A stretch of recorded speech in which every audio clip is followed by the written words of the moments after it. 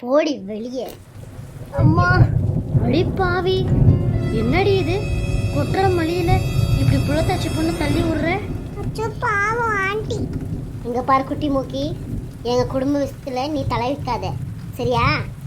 இங்க பார், இதுதான் உனக்கு லாஸ்ட் சான்ஸு.